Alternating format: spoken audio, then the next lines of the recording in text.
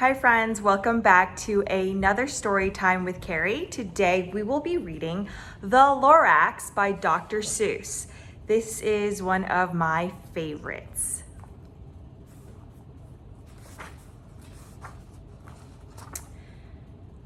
At the far end of town where the grickle grass grows and the wind smells slow and sour when it blows and no birds ever sing excepting old crows is the street of the lifted LORAX.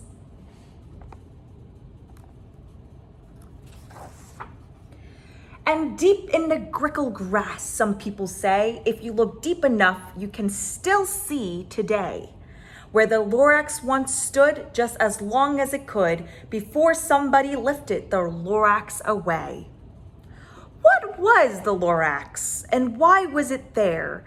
And why was it lifted and taken somewhere? From the far end of town where the grickle grass grows, the old onceler still lives here. Ask him, he knows.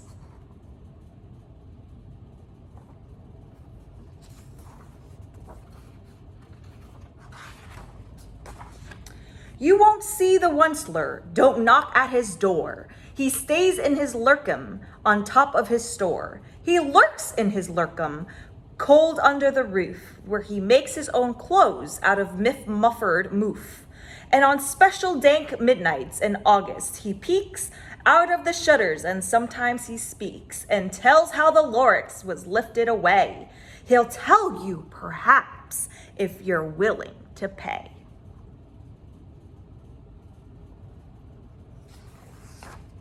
On the end of a rope, he lets down a tin pail, and you have to toss in 15 cents and a nail, and the shell of a great-great-great-grandfather snail. Then he pulls up the pail, makes a most careful count to see if you've paid him the proper amount. Then he hides what you paid him away in his snuvvy, his secret strange hole in his groovulous groove. Then he grunts, I will call you by whisper my phone, for the secrets I tell are for your ears alone.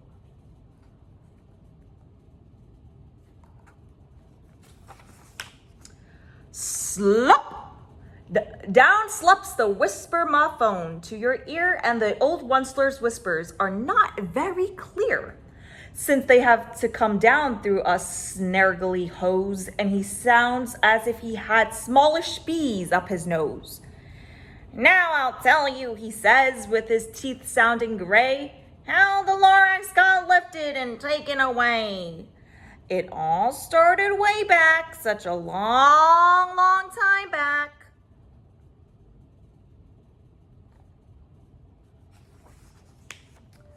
Way back in the days when the grass was still green and the pond was still wet and the clouds were still clean and the song of the swoomy swans rang out in space, one morning I came to his glorious place and I first saw the trees, the truffula trees, the bright colored tufts of the truffula trees, mile after mile in the fresh morning breeze.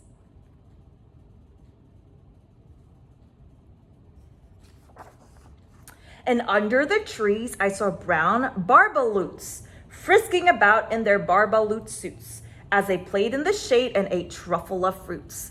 From the Ripulius pond came the comfortable sound of the humming fish humming while splashing around.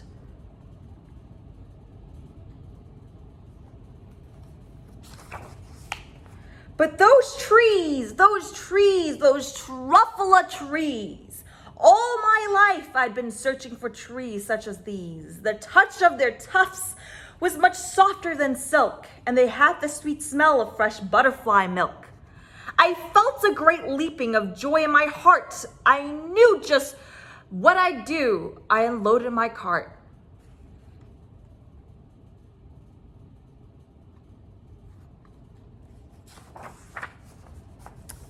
In no time at all, I had built a small shop. Then I chopped down a truffula tree with one chop. And with great skillful skill, and with great speedy speed, I took the soft tuft and I knitted a need.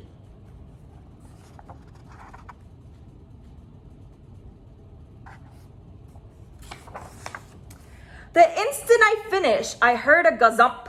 I looked. I saw something pop out of the stump of the tree I chopped down. It was sort of a man. Describe him. That's hard. I don't know if I can. He was shortish and oldish and brownish and mossy, and he spoke with a voice that was sharpish and bossy.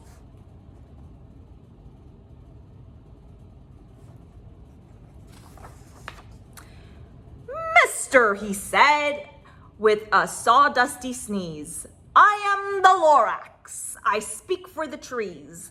I speak for the trees have no tongues, and I'm asking you, sir, at the top of my lungs. He was very upset as he shouted and puffed. What's that thing you've made out of my truffula tuft?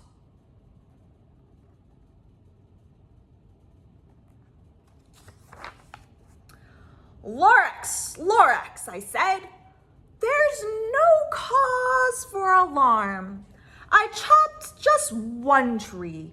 I am doing no harm. I am being quite useful. This thing is a need. A needs of find something that all people need. It's a shirt, it's a sock, it's a glove, it's a hat, but it has other uses. Yes, far beyond that. You can use it for carpets, for pillows, for sheets, or curtains or covers for bicycle seats. The LORAX said, Sir, you are crazy with greed. There's no one on earth who would buy that full need.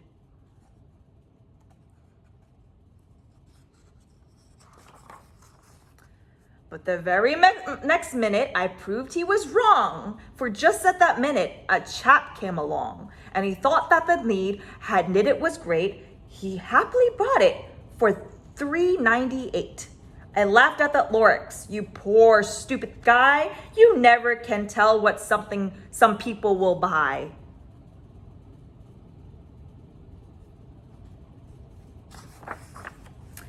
I repeat, cried the LORAX, I speak for the trees. I'm busy, I told him. Shut up, if you please. I rushed across the room and in no time at all built a radio phone. I put it in a quick call. I called on my brothers and uncles and aunts, and I said, listen here. Here's a wonderful chance for the whole Wensler family to get mighty rich. Get over here fast. Take the road to North Nitch. Turn left at Weehawken. Shot right at South Stitch.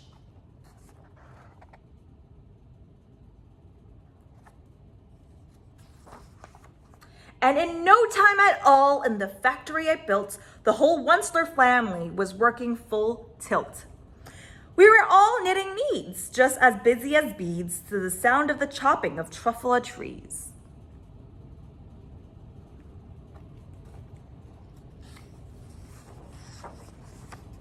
Then, oh baby, oh, how my business did grow. Now chopping one tree at a time was too slow.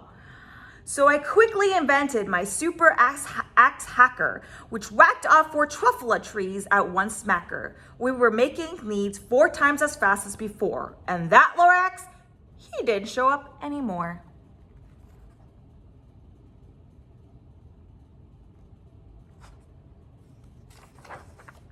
But the next week he knocked on my new office door. He snapped, I'm the LORAX who speaks for the trees, which you seem to be chopping as fast as you please. But I am also in charge of the brown barbaloots who played in the shade in their barbaloot suits and happily lived eating truffula fruits. Now, thanks to your hacking my trees to the ground, there's not enough truffula fruit to go around, and my poor barbaloots are all getting the crummies because they have gas and no food in their tummies.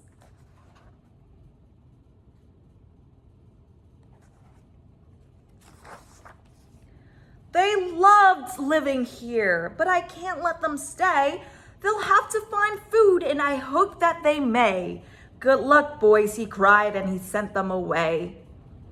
I, the Wensler, felt sad as I watched them all go. But business is business, and business must grow, regardless of crummies and tummies, you know.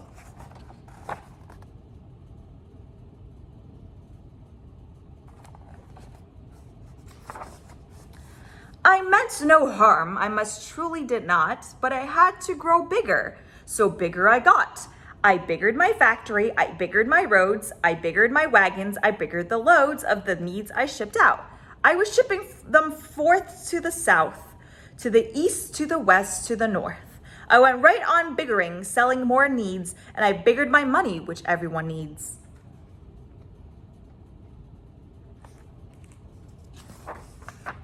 Then again he came back. I was fixing some pipes when the old nuisance, LORAX, came back with more gripes. I am the LORAX, he coughed and he whiffed. He sneezed and he snuffled, he snargled, he sniffed. Onceler, he cried with a cruffless croak. Onceler, you're making such smogless smoke. My poor swoon swans, why they can't sing a note. No one can sing who has smog in his throat.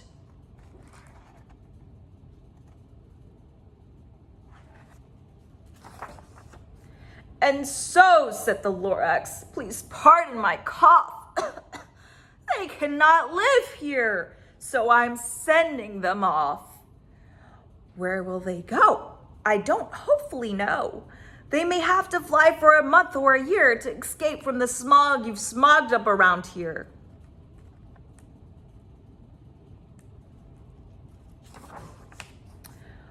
What's more, snapped the LORAX as dander was up, let me say a few words about gluppity glup. Your machinery chugs on day and night without stop, making gloopity glop, also sloppity slop.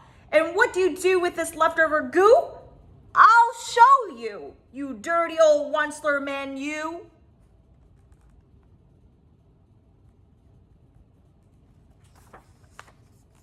You're glumping the pond where the humming fish hummed.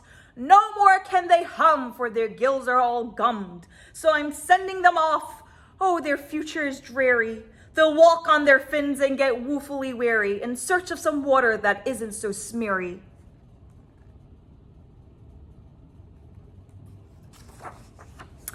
And then I got mad. I got terribly mad. I yelled at the LORAX. Now listen here, Dad. All you do is yap, yap, and say bad, bad, bad, bad. Well, I have my rights, sir, and I'm telling you I intend to go on doing just what I do.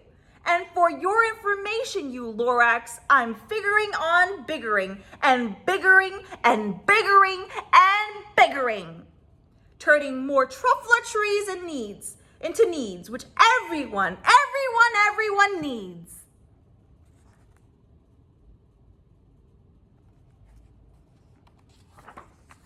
And at that very moment, we heard a loud whack. From outside in the fields came a sickening smack of an axe on a tree. Then we heard the tree fall, the very last truffle tree of them all.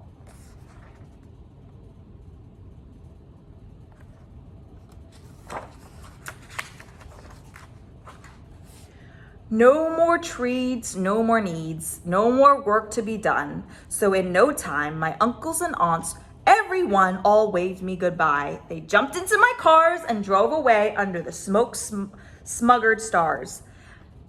Now all that was left neath the bad-smelling sky was my big empty factory, the LORAX, and I.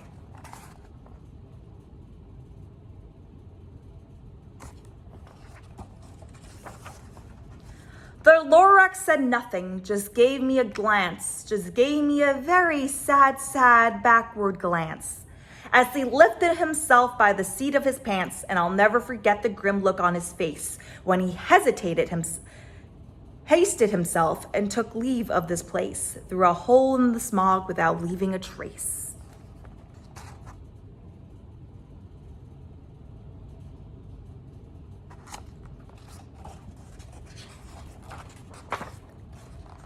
And all that the LORAX left here in this mess was a small pile of rocks with the one word, unless. Whatever that meant, well, I just couldn't guess. That was long, long ago, but each day since that day, I've sat here and worried away. Through the years, while my buildings have fallen apart, I've worried about it with all my heart.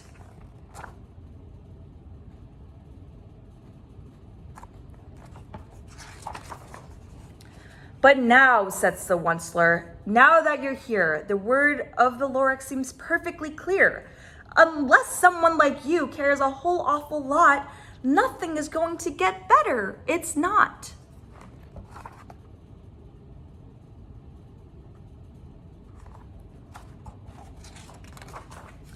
So, catch, calls the Onceler. He lets something fall. It's a truffula seed. It's the last one of all. You're in charge of the last of the truffula seeds, and truffula trees are what everyone needs.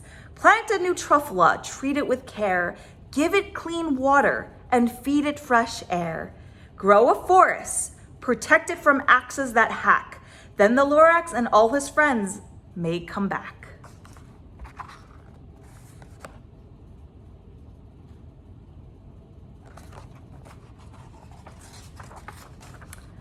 And the end. That was the LORAX. I hope you all enjoyed it. Stay tuned for our next story.